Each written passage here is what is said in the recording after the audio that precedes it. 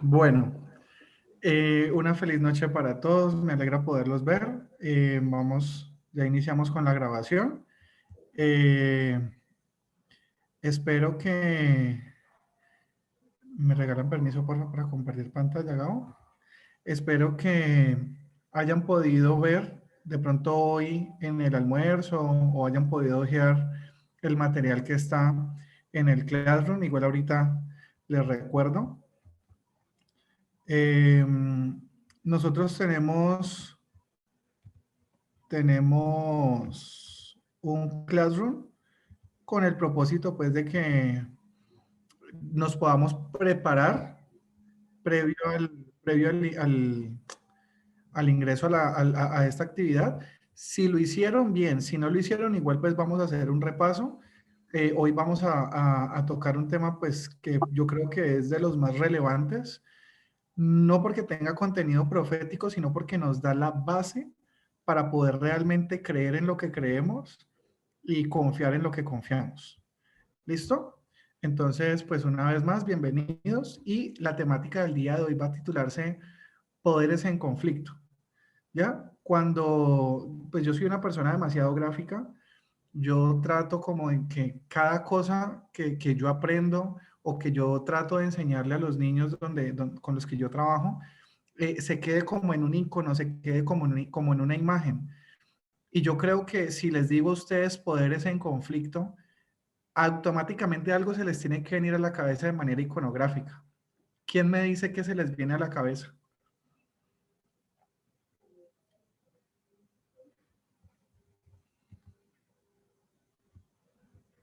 A A mí, ver, por ejemplo, se me viene el primer conflicto en el cielo.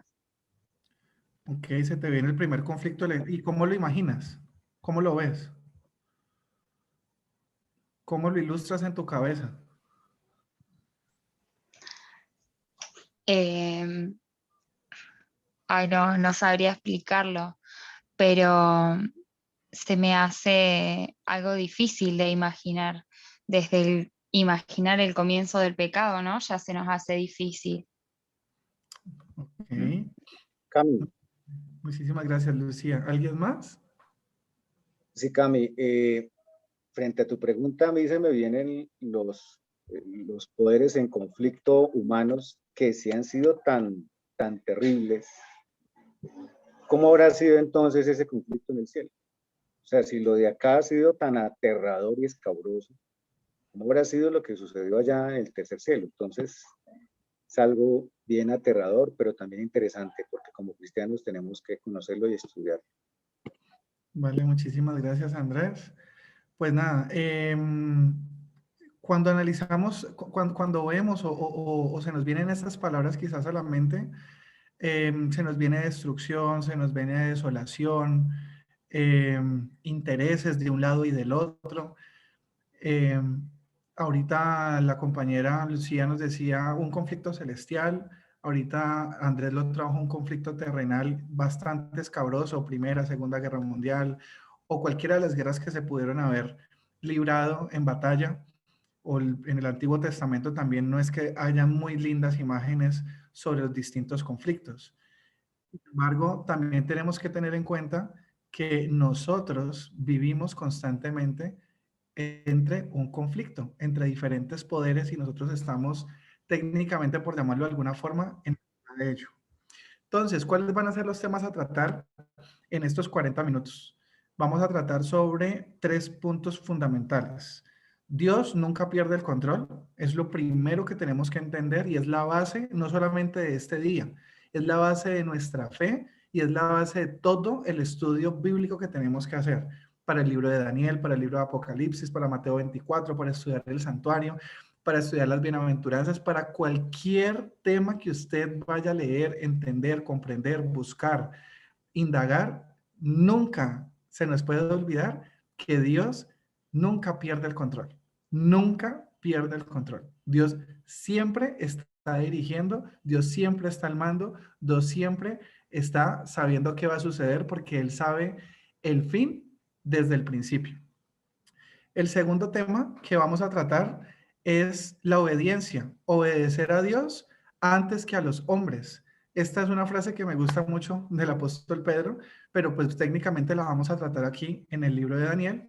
Y por último, en la tercera temática que vamos a tratar el día de hoy es Dios es fiel. Si nos queda tiempo, ahí alcanzamos a remojar de pronto unas 2 o 3 más, pero técnicamente ese es como el esquema general de lo que queremos tratar el día de hoy. Ese va a ser como nuestro derrotero, nuestro mapa para trabajar el día de hoy. Siéntanse libres de participar, siéntanse libres de hablar, de colocar un punto de vista, ampliar la información que estamos dando, porque pues técnicamente para eso estamos.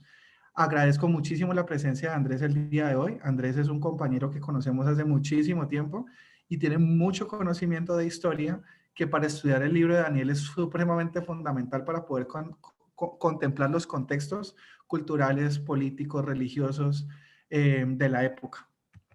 Así que Pero bienvenido Andrés. solo me vine a nutrir, ¿listo? Señor. Que aclaro que hoy solo me vine a nutrir de la palabra de Dios. Hoy no voy a decir nada.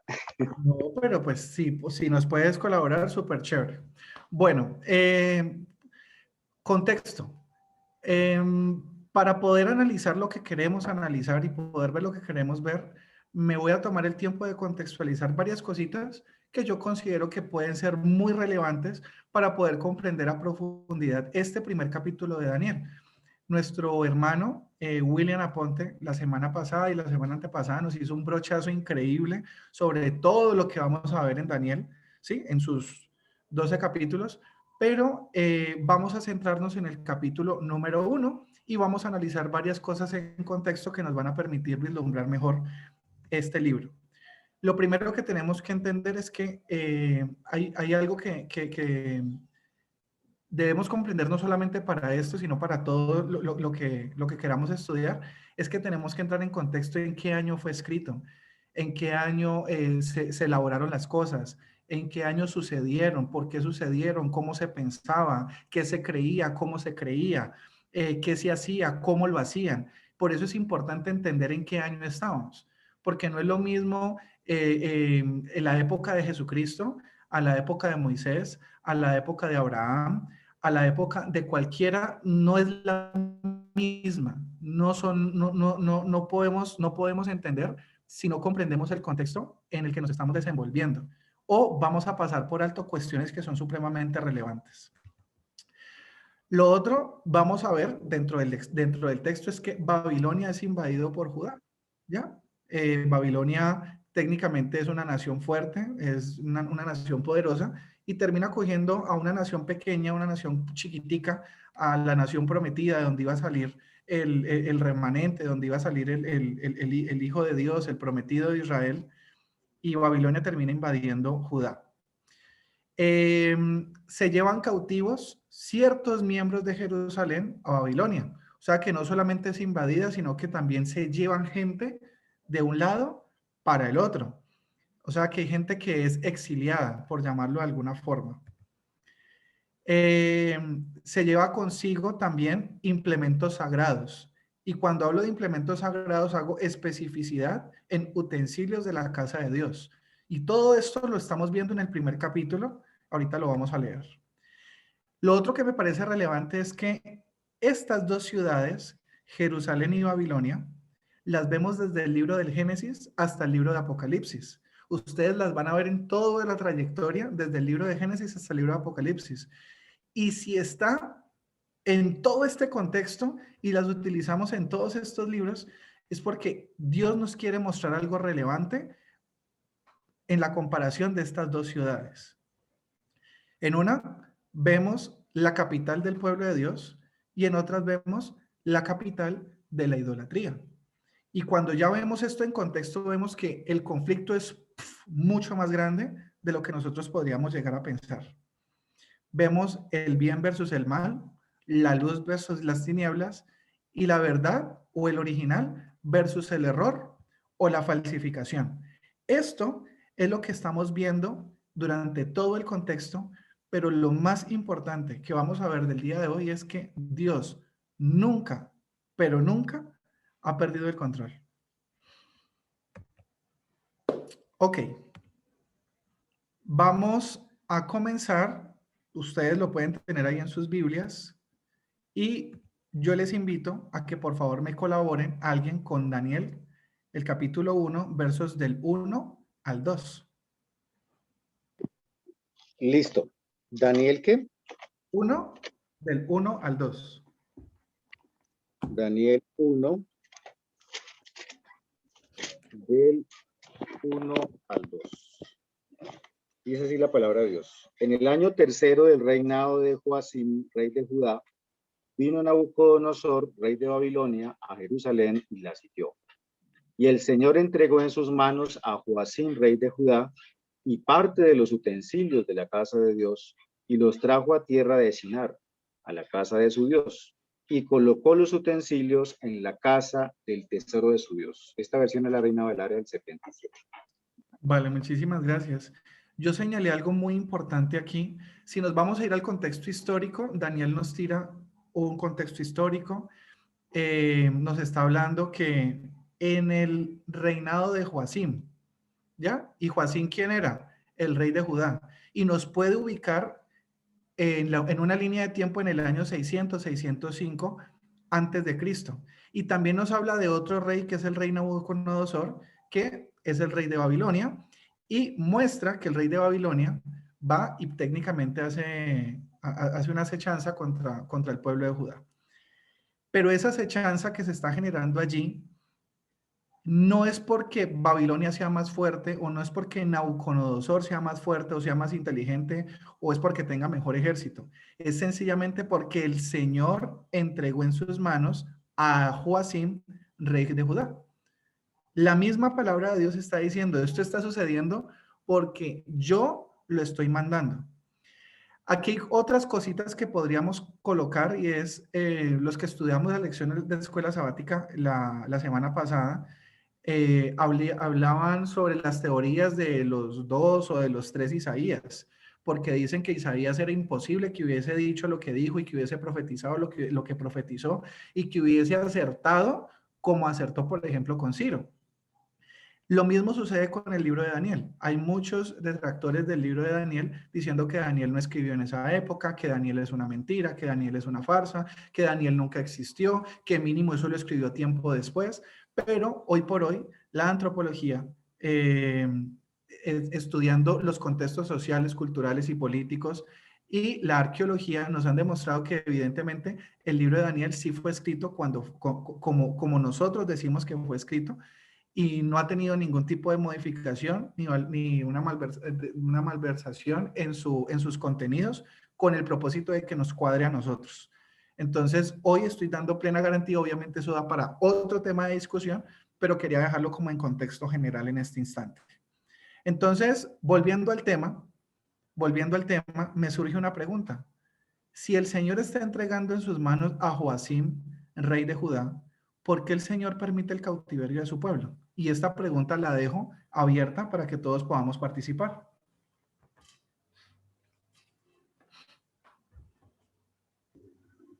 Era algo ya se había hecho una advertencia al respecto, y todo por causa de la rebelión del pueblo. Tenían otros dioses, no guardaban los preceptos de Dios y se habían olvidado completamente de él. Entonces, Dios les había dicho que lamentablemente ellos iban a ser desterrados y llevados cautivos. Ok. Entonces, técnicamente fue un castigo de Dios, ¿sí?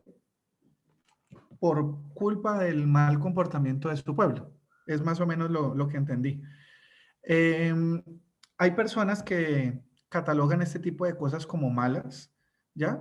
Porque dicen que Dios cómo es capaz de castigar así a sus hijos y a su pueblo, pero técnicamente es lo que sucede cuando un padre tiene algún acto de severidad con sus hijos, ¿ya?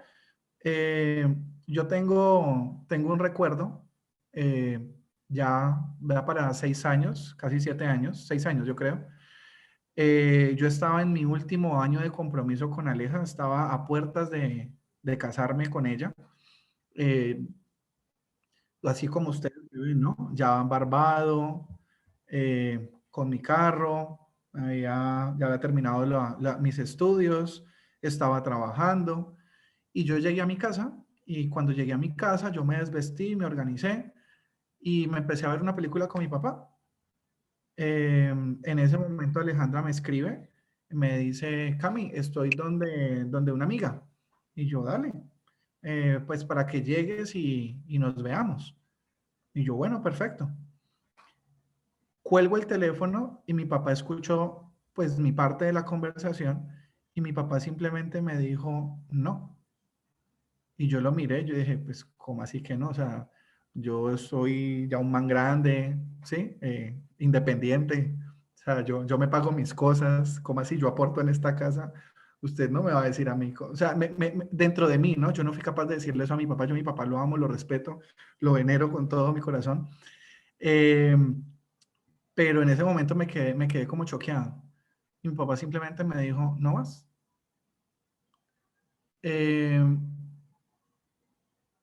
Me quedé callado y yo llamé simplemente a Alejandra y le dije, no puedo ir. Me dijo, ¿por qué? Yo le dije, mi papá no quiere que salga. Mi papá es la persona más calmada, más tranquila, no se mete con nadie. Y él nunca me había dicho algo así. Y yo, ok, no pasa nada. Entonces terminé de hablar con Alejandra, le colgué y mi papá me dijo, yo simplemente quiero que entiendas algo, hijo. Cuando tú llegas a tu casa, te cambias, te alistas ya para descansar, no permitas que nadie te saque, a no ser que sea algo completamente necesario de una emergencia. Las personas que yo conozco que se han arreglado después de haber llegado a su casa, ya cuando estaban dispuestas para descansar, tristemente todas las historias que conozco nunca han llegado. Y hoy yo no quiero que sea tu día.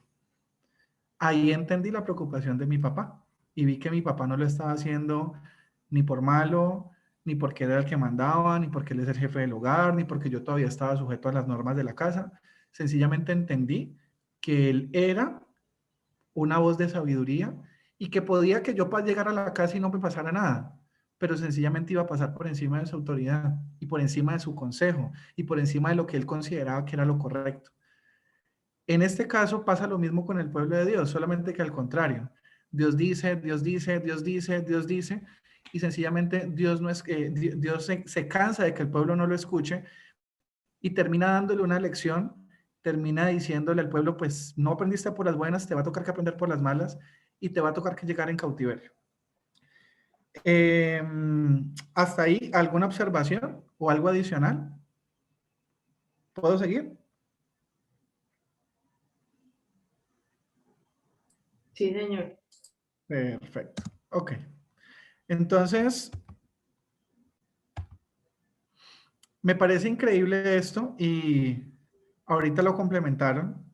Ya estaba profetizado, dice, porque así dijo Jehová, cuando en Babilonia se cumplan los 70 años, yo os visitaré y os despertaré sobre vosotros mi buena palabra para haceros volver a este lugar. Jeremías 29:10. El cautiverio de Babilonia ya estaba predicho, ya estaba organizado, estaba dentro del plan de Dios.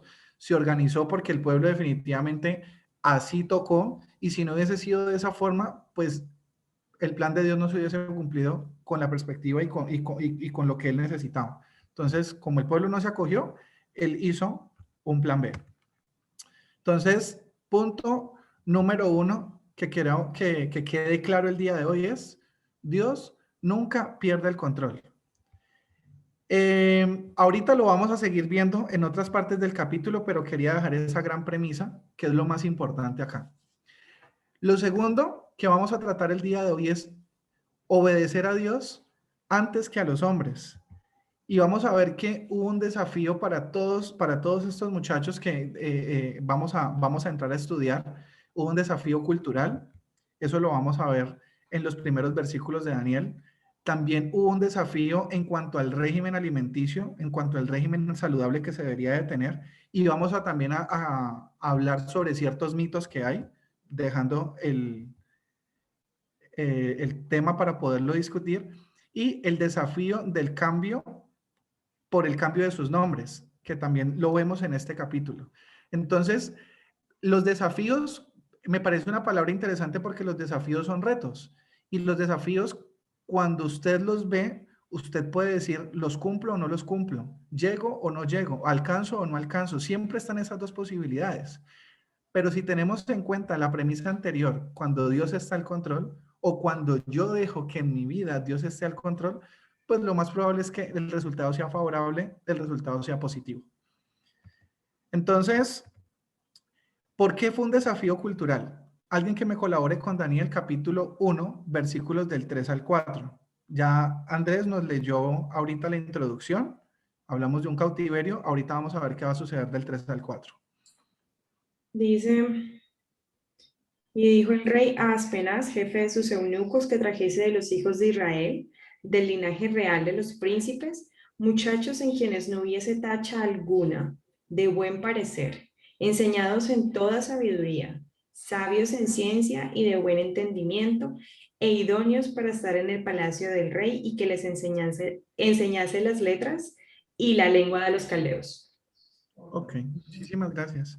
Se presentó un primer desafío, los sacan de su casa, los llevan para otra parte, un lugar que ellos desconocen, están hablando en otro idioma, tienen otra cultura, aprenden de otra forma, escriben de otra forma, escuchan de otra forma, tienen dioses que alaban de otra forma. O sea, el contexto es completamente diferente, ¿ya?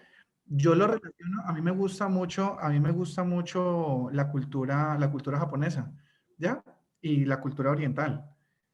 Pero yo sé que si yo llego a ir allá, o sea, el desafío cultural es diferentísimo. La manera en cómo comen, la manera en cómo se saludan, la cosmovisión que tienen sobre la vida, es muy diferente. Y esto mismo le está sucediendo al grupo de Daniel y sus amigos. Y me parece curioso es que el rey estaba buscando gente que fuera apta, que fuera idónea, que fuera capacitada para estar dentro de su palacio. Él no quería cualquier persona dentro de su círculo más cercano.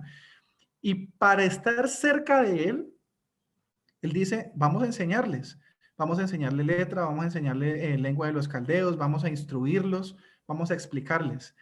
Y aquí me deja un gran interrogante. En ocasiones, yo he escuchado muchas personas que ya tienen sus hijos y tienen miedo de meterlos a una universidad o tienen miedo de que el muchacho vaya al colegio y se junte con X o con Y. Si las cosas están bien hechas, si las cosas están bien fundamentadas, si usted hizo lo que tenía que hacer, pues su hijo igual se va a revolver con esa gente hoy, mañana, pasado mañana, en el trabajo, con los amigos, con lo que sea. Y eso no significa que usted no pueda aprender, ¿sí?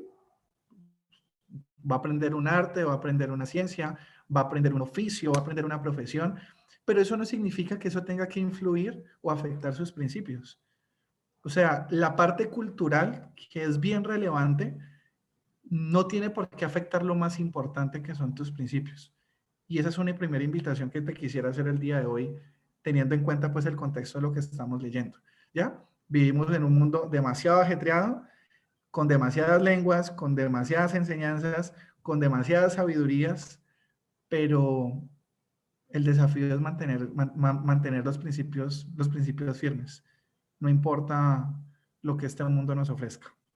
Camilo, Dime, Gabriel. un comentario nomás. Hay un libro muy bonito que he estado leyendo últimamente que se llama Preparación para el tiempo del fin. No, se llama Entrenamiento para el tiempo del fin. Y este libro tiene algo que a mí me parece muy interesante y es que normalmente, bueno, esto me pasaba a mí, cuando yo me imaginaba las pruebas de Daniel y todo lo demás, uno decía, bueno, Daniel se fue para Babilonia y le ofrecieron la mejor comida y dijo que no. O sea, sí es una prueba, pero pues uno dice, bueno, solamente dijo que no a la mejor comida de todas. Pero cuando yo leo este libro a detalle y veo la característica de Nabucodonosor como rey de Babilonia, lo que Nabucodonosor tenía montado en su imperio con estos jóvenes que llegaban, era básicamente como un campo de reconstrucción de la personalidad de estos muchachos. Era básicamente como una reindoctrinación, y me estoy inventando la palabra, pero no sé si ustedes han visto, por ejemplo, el caso en China. En China en este momento hay un lugar donde se llevan a una religión musulmana y les cambian todo lo que son, todo lo que tienen, todos sus principios. Básicamente es como un tema psicológico fuertísimo para cambiarlos completamente. Pero me encanta que el enfoque del libro es parecido a lo que tú mencionas. El enfoque del libro dice, Daniel llegó al campo de entrenamiento babilónico. El objetivo de Nabucodonosor era destruir al hebreo y construir un líder babilónico con todas las letras, una persona instruida y sabia. Pero la característica que tenía Daniel es que en el momento en el que Daniel llegó al campo de entrenamiento babilónico, Daniel había pasado por el campo de entrenamiento de Dios. Y hay que entender que es un campo de entrenamiento. Por ejemplo, el lema de los Estados Unidos en sus campos de entrenamiento militar es destruir al civil para construir al soldado. Es destruir a la persona en todo el sentido de la palabra para construir una persona nueva. Y eso era lo que pretendía Nabucodonosor. No simplemente darle su comida, sino destruir al hebreo para construir un líder babilónico. Gracias, Gabo, por el aporte. Sí, técnicamente era eso, y no está escogiendo cualquier persona. Él se dio el gusto de decir, tráigame lo mejorcito. Ya, necesito gente muy inteligente, muy capaz.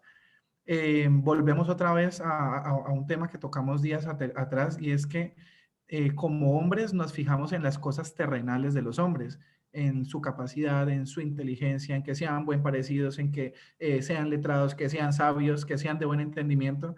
Y Dios dice, yo le puedo dar todo eso, pero lo más importante usted no se lo puede dar.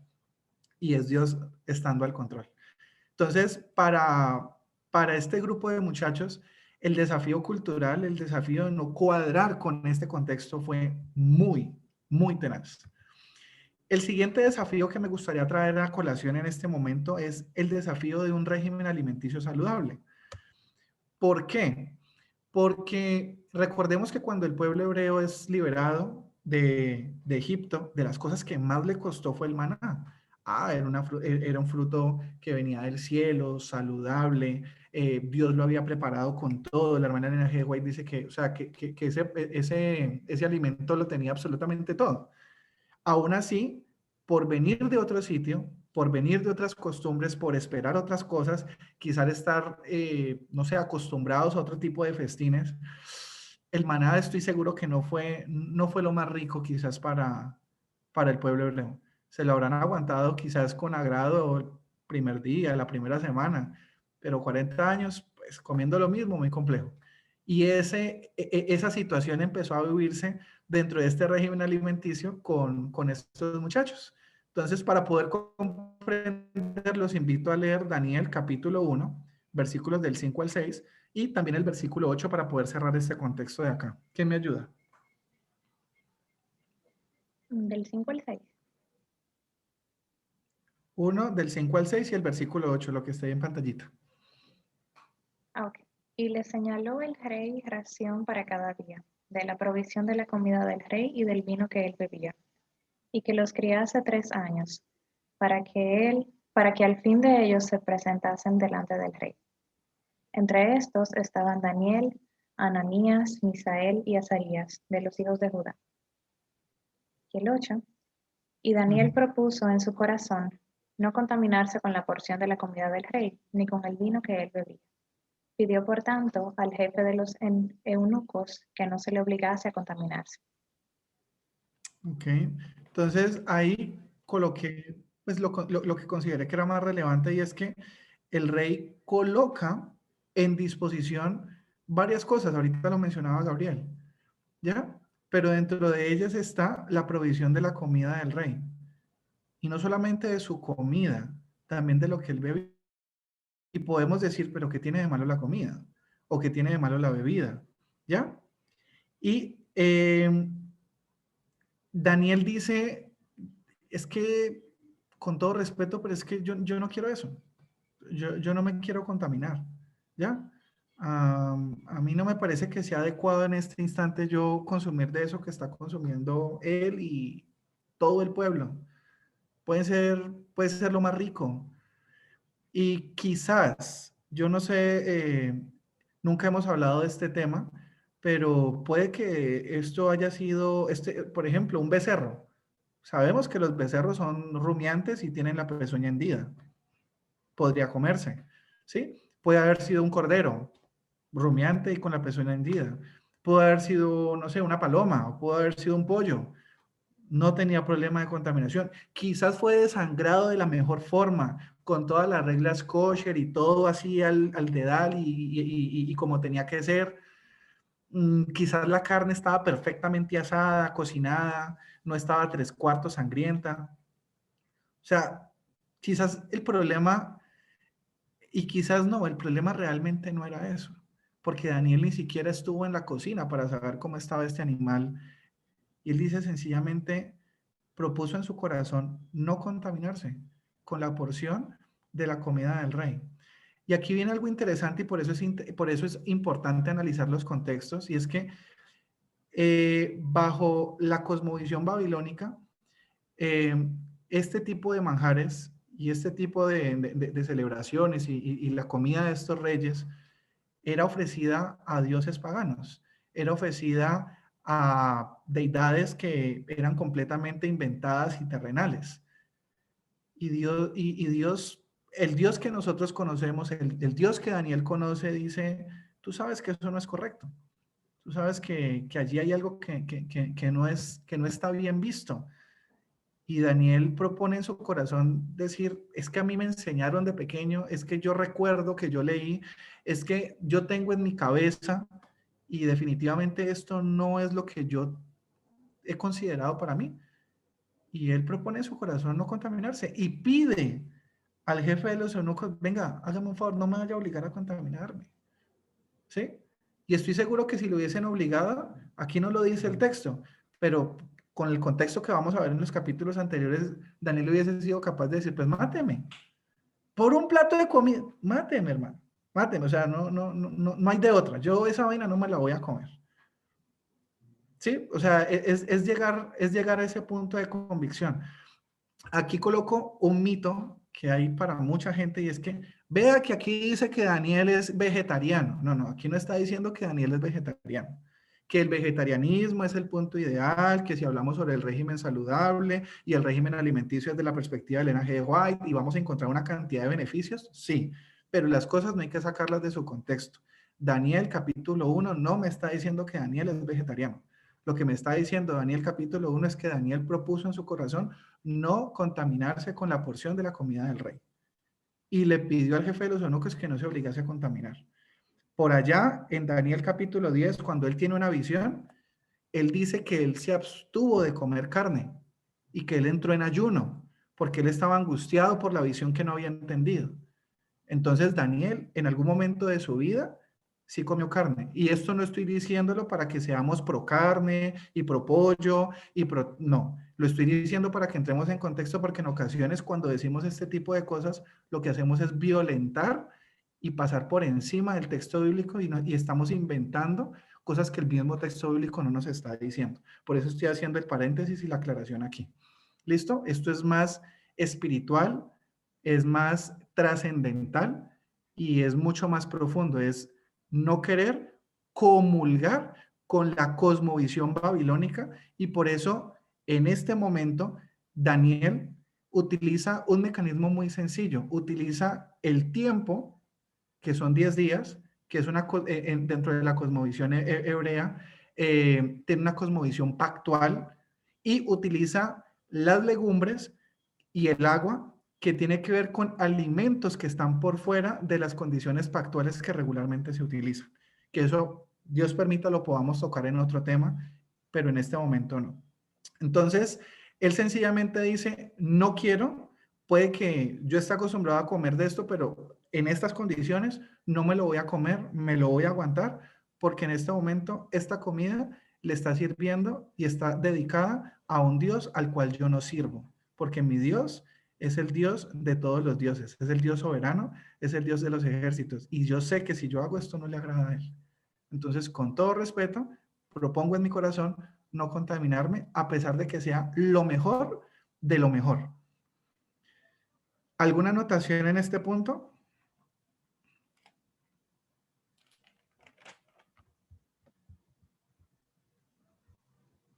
Ninguna.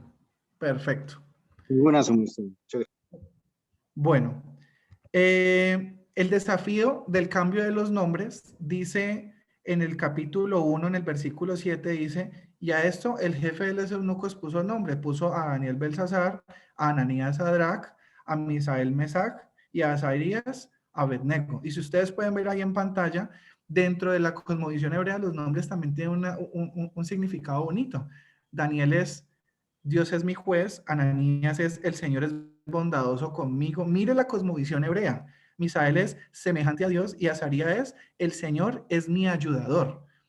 Así fueron bautizados estos muchachos. Y viene este señor babilónico, el rey, el que manda, y dice, venga, venga, venga, venga, a mí esa vaina no me gusta. ¿Cómo así que Dios es mi juez? No, señor. Bel protege al rey. Usted, Ananías, no, no, no, ¿cómo así que el Señor es bondadoso conmigo? No, no, usted es inspiración al Dios Sol. Por acá, el que es semejante a Dios, no, yo sirvo a la diosa Shiva. Y por acá, el Señor es mi ayudador, ¿qué va? Usted es siervo de Nebo. Son dioses paganos, dioses que nada tienen que ver con la cosmovisión hebrea, y viene este señor a hacer lo que estaba haciendo, lo que nos planteó Gabriel ahorita. Empieza a derrumbar y empieza a atacarlos por todo lado. Les cambia su cultura, les cambia su forma de ver la vida, les cambia su forma de hablar, les quiere cambiar todo, les quiere cambiar el nombre, les quiere cambiar su forma de comer, todo, con tal de derrumbar lo que en ellos había construido y empezar a construir sobre otras bases que eran completamente diferentes. Entonces, quizás cuando estamos en el trabajo, quizás cuando estamos en la universidad, quizás cuando estamos en nuestro vecindario, tenemos cosas que culturalmente y socialmente, y personas que quizás tienen más renombre que nosotros y están en un puesto jerárquico más arriba que nosotros, ¡pam!, empiezan, y empiezan, y empiezan. Y si nosotros cedemos, muchachos, si este desafío lo empezamos a perder, si quizás perdemos de vista que es preferible obedecer a Dios antes que a los hombres, si olvidamos que quien está al control de todo esto es Jehová, pues lo más probable es que salgamos perdiendo de todo esto. Con esto quisiera terminar e ir cerrando. Yo sé que ustedes están viendo en pantalla, pero quisiera hacer a colación a los términos que mencioné en un instante, porque si entendemos que Dios está al control, vamos a entender el porqué de Daniel 2, el porqué de las bestias, el porqué del carnero, el porqué de Daniel 11 en toda su exquisitez, y el porqué la venida gloriosa del arcángel Miguel en el capítulo 12, rescatando a su pueblo. En el versículo 2 dice, perdón, el Señor entregó en sus manos a Joacim, rey de Judá. El Señor. El Señor. En el versículo 9 dice, y puso Dios a Daniel en gracia, en buena voluntad con el jefe de los eunucos. No fue la forma de hablar de Daniel. No fue la certeza con la que Daniel quiso hablar. No fue la contundencia. No. Y puso Dios a Daniel en gracia y en buena voluntad con el jefe de los eunucos. Luego vemos por allá otra intervención medio escondidita en el versículo 17. A estos 4 muchachos, versículo 17, Dios les dio conocimiento e inteligencia en todas las letras y ciencia. No fue cuánto se trasnocharon, cuánto estudiaron para el parcial, cómo se organizaron, nada de eso. Simplemente ahí está él colocando conocimiento e inteligencia sobre con quien él considera le puede servir. En el versículo 19 y 20 de este primer capítulo de Daniel dice, y el rey habló con ellos. Después de haber pasado la prueba, después de haber pasado los 10 días, verse más lindos, con mejor semblante, más avispados, con todo. Y luego pasaron otros 3 años y luego después de esos 3 años el rey dijo, venga, yo por allá mandé unos muchachos hace como 3 años. Yo les pedí que le cambiaran el nombre. ¿Se acuerdan que los cambiamos de ciudad? A estos muchachos que les mandé a comer con todo lo mejor de mí. Venga, tráiganmelos porque es que necesito ver cómo es que resultó todo este proceso. Y dice que el rey habló directamente con ellos. Y cuando habló con ellos, dice, y no fueron hallados entre todos ellos otros como Daniel, Ananías, Misael y Azarías. Así pues, estuvieron delante del rey en todo asunto de sabiduría e inteligencia que el rey les consultó. Los halló 10 veces mejores que todos los magos y astrólogos que habían en todo el reino. Este es el contexto que vamos a encontrar en todo el libro de Daniel. Vamos a encontrar un Dios que está al control, vamos a encontrar un pueblo que está en desafío, pero que si el pueblo se mantiene, al final hay una recompensa del Dios es fiel. Y eso lo vamos a ver en todos. No hay un solo capítulo del libro de Daniel donde nosotros no veamos este esquema. Y mire que el libro de Daniel no empieza con profecía, el libro de Daniel no empieza con las bestias y con la imagen, y no, el libro de Daniel empieza marcándole el esquema. Venga, mijo, si usted quiere entender cómo funciona esto, entienda que yo estoy al control. Entienda que usted va a estar en un conflicto, va a tener una cantidad de poderes alrededor suyo, pero si usted está conmigo, usted se mantiene. Y si usted se mantiene conmigo, téngalo por seguro que la recompensa es fiel y esa recompensa es verdadera. ¿Cuál es la invitación, muchachos? Alguien que me ayude, por favor, leyendo esta hermosa cita de Patriarcas y Profetas, la página 358.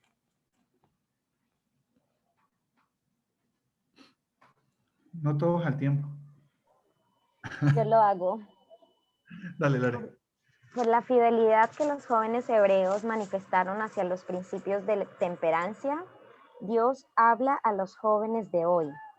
Se necesitan hombres que, como Daniel, serán activos y audaces para la causa del bien. Se necesitan corazones puros, manos fuertes, valor intrépido, porque la guerra entre el vicio y la virtud exige una vigilancia incesante.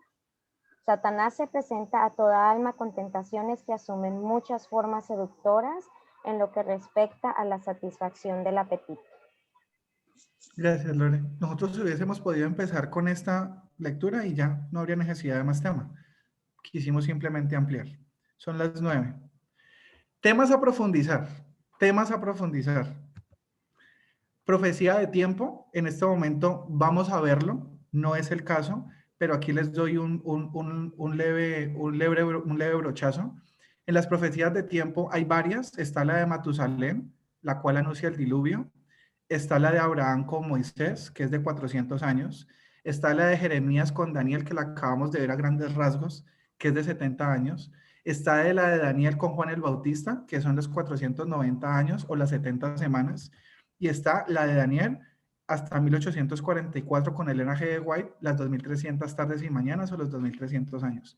Esto son temas a profundizar, pero igual, muchachos, de nada sirve si no tenemos los 3 principios que vimos el día de hoy en mente. Otro tema para profundizar que tocamos hoy, pero quizás no fue estudiado a profundidad, fue los pactos con comida. Recordemos que Adán y Eva hicieron un pacto con comida, en este caso, con la fruta del árbol de la ciencia del bien y del mal. Cuando el ángel de Jehová cena con Abraham. Cuando Jacob compra su primogenitura con Esaú. O en la última cena, cuando hablamos del nuevo pacto. Estos son pactos con comida y dentro de la cosmovisión dentro de la cosmovisión hebrea, esto es supremamente importante.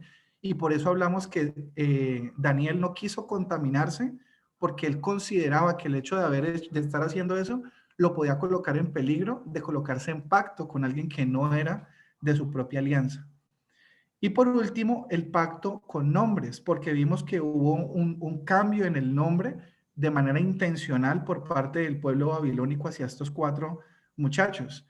Y podemos encontrar pactos con nombres, por ejemplo, de Abraham, de Saulo en el Nuevo Testamento a Pablo, de Jacob a Israel, o de Varona, por ejemplo, con Eva, porque el primer nombre de Eva, el primer nombre de la mujer no era Eva, era Varona, y después del pecado fue llamada Eva. Eso nos invita a entender que estos temas, si los profundizamos y los conceptualizamos un poco mejor, vamos a comprender mucho más a profundidad las hermosas verdades que están en este libro de Daniel. Damos por terminada la temática del día de hoy. y espero que estos 3 principios que vimos durante esta jornada nos ayuden a comprender que tenemos un Dios que nunca pierde el control. No sé si alguien quiere decir algo.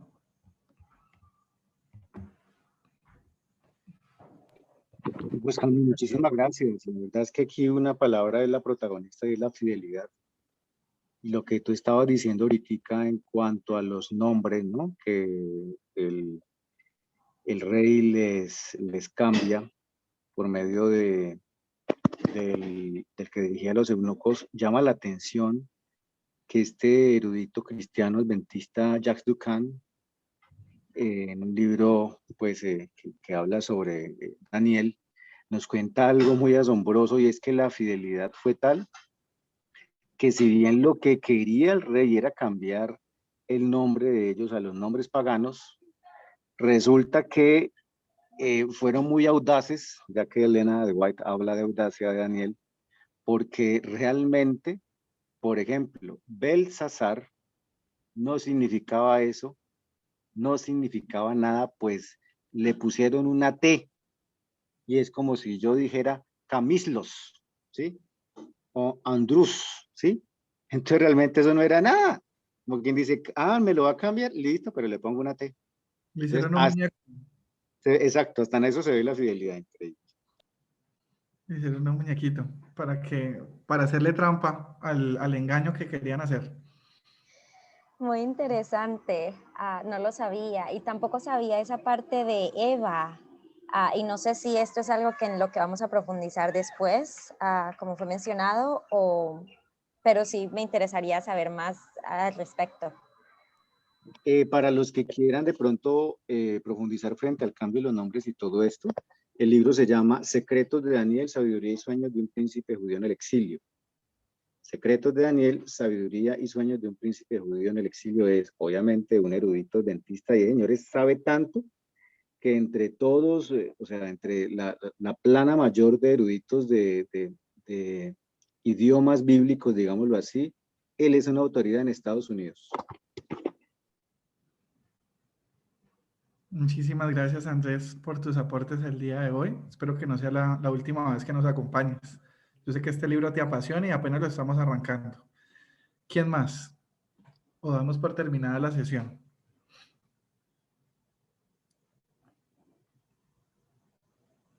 Ok. Yo creo que ya podemos finalizar. Lorena dice que sí podemos incluir el libro en las notas. Vale, perfecto. Vamos a ver si al menos la carátula, porque no sé si esté disponible en PDF. Ahí le dejo el dato a Andrés que me mande la imagen. Bueno, entonces vamos a orar, ¿vale?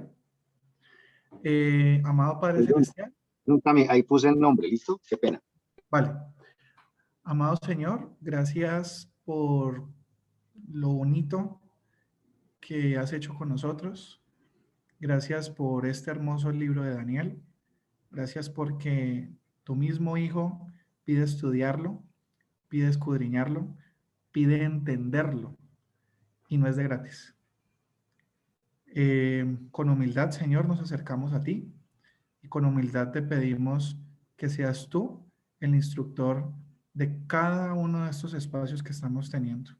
Que tu Espíritu Santo sea utilizando nuestras vidas, utilizando nuestro tiempo, nuestros dones, nuestras capacidades para transformar realmente nuestro carácter en algo que sea agradable para ti.